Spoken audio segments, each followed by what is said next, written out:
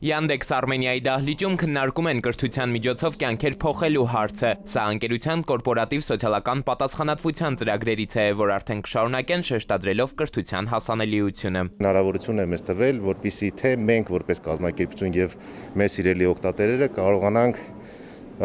օգտակար լինել հիմնադրամներին հետաքրքիր մեխանիկայի միջոցով, որը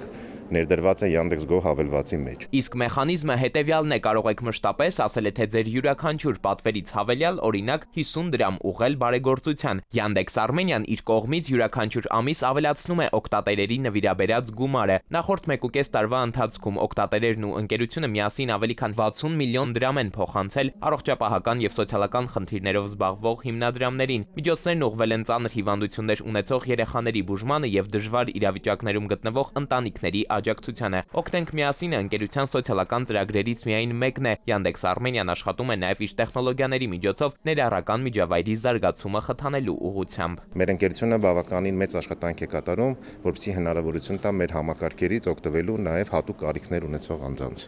Եթե խոսենք օրինակ վարորդների մասին, մեր համակարգը հնարավորություն է տալիս, որպեսզի խուլ կամ լսողության խնդիրներ ունեցող վարորդները կատարեն նույնպես ուղևորափոխադրումներ, համակարգը հատուկ հարմարացված է իրենց համար, իսկ ինչ վերաբերվում է ուղևորներին, ապա ուղևորների հատվածում